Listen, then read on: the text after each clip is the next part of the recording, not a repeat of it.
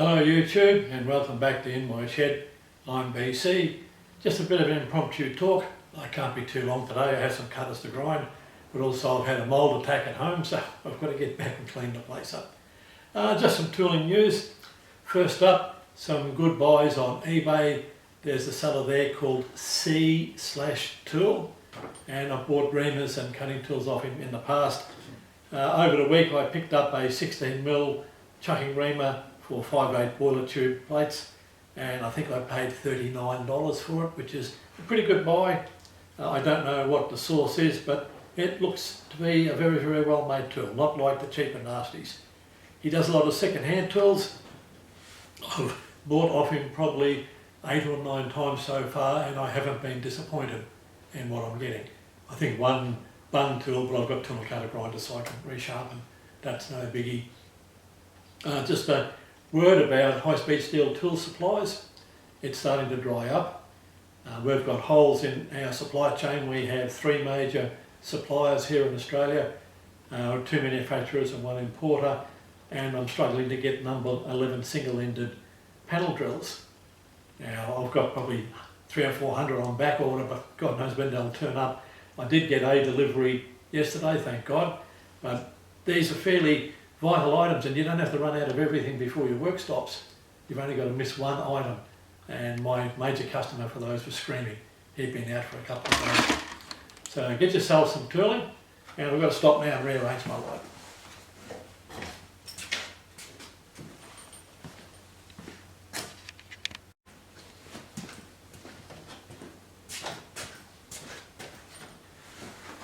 Okay, back again.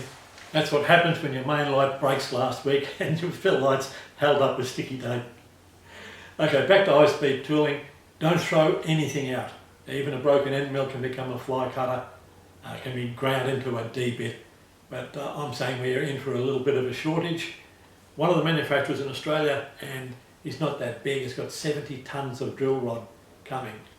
Now that's a very, very big investment for him, and I think he knows that we're in for a bit of a shortage. So keep your high-speed steel tools, throw nothing out, get it all sharpened. And talking about sharpening, I've had a couple of jobs come in this week. 1 cutter from a customer and 6 from another customer. They're reasonably happy with the work I do. And I'll be setting up a light and try and get a close-up on the cutters.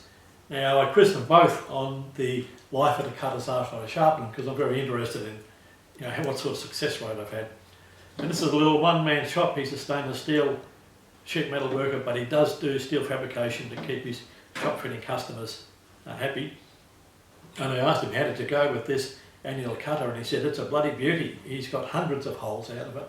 And that's the sort of response I like.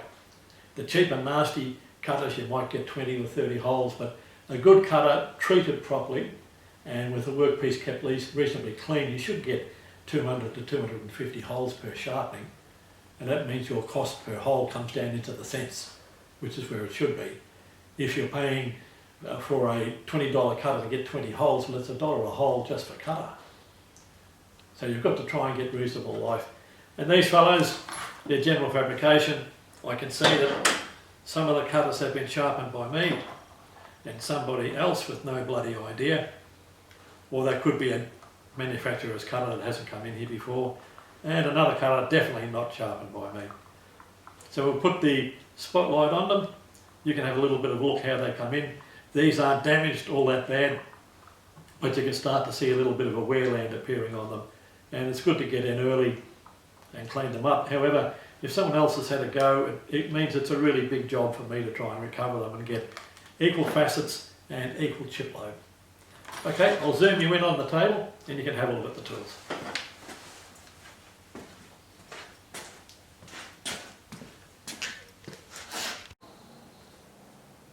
Back again, here we are at the plastic table, wonderful demonstration bay.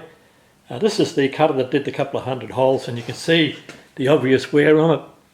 The bright part on those teeth is where it's dulled a little bit, but you can see the equal facets that I've ground into it, especially on that tooth there, equal either side, and I think the life is reasonable.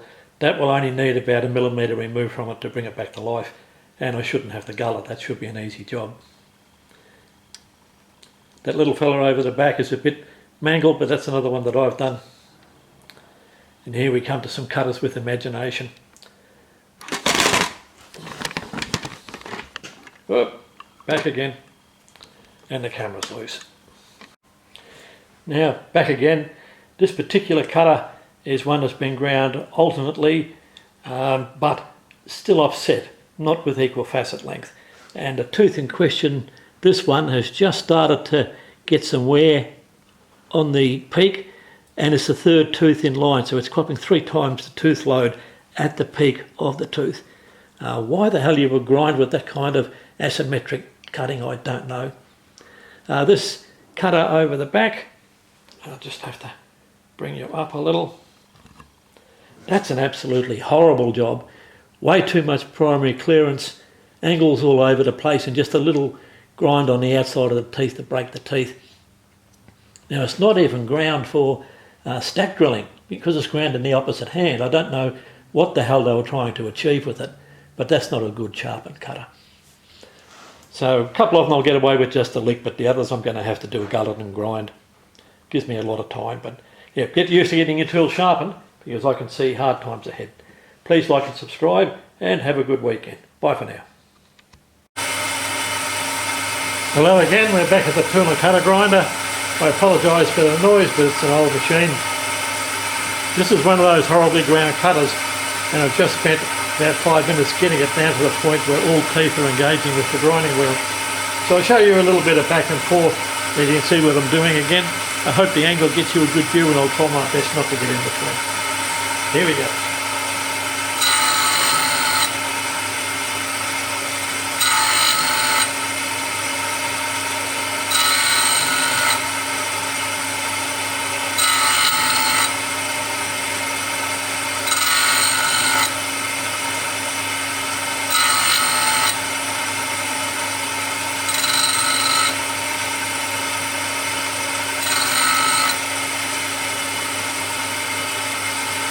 Put in a few more there.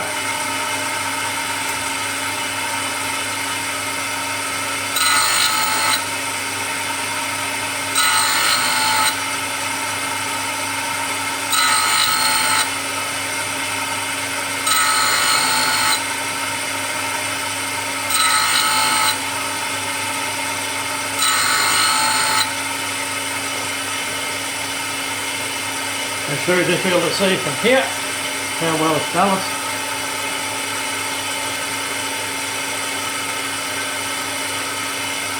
A little bit more to go on that side.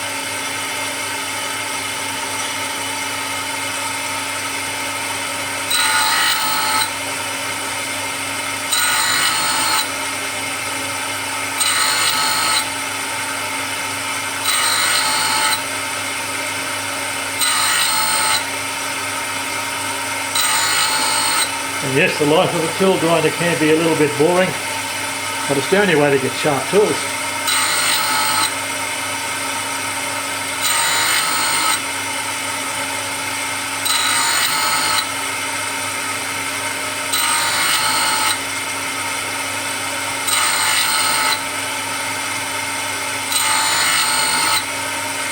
Okay, I'll grind those facets a bit more, then I'll bring you back in when I'm swinging the workhead around to grind the other side.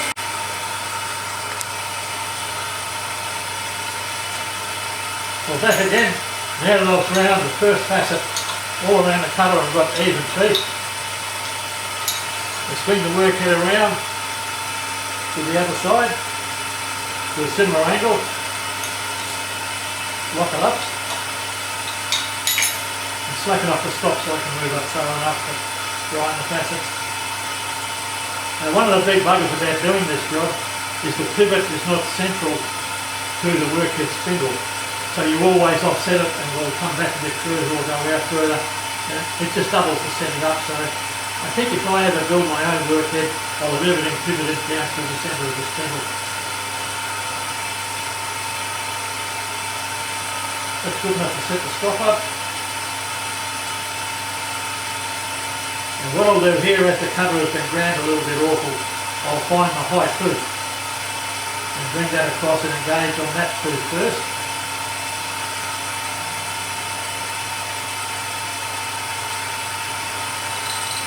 And I'll have to take off a bit of material on all 4 of those white teeth before we can get a decent bit of grinding.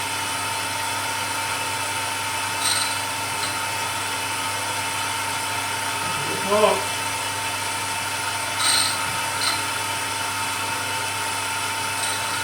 Well, we're pretty close.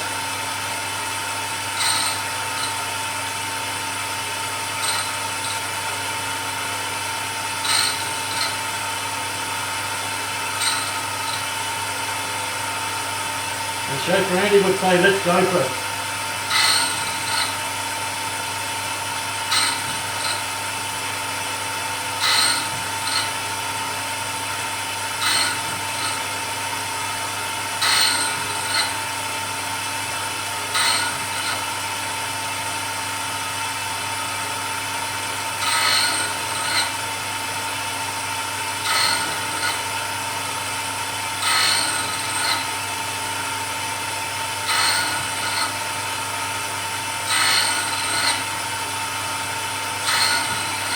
Okay, that's boring enough. I'll bring you back and you can look at some finished cutters later on.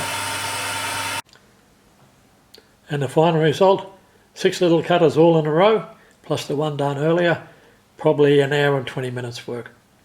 Well done, I think. Anyway, like and subscribe. I'll see you next weekend. Bye for now.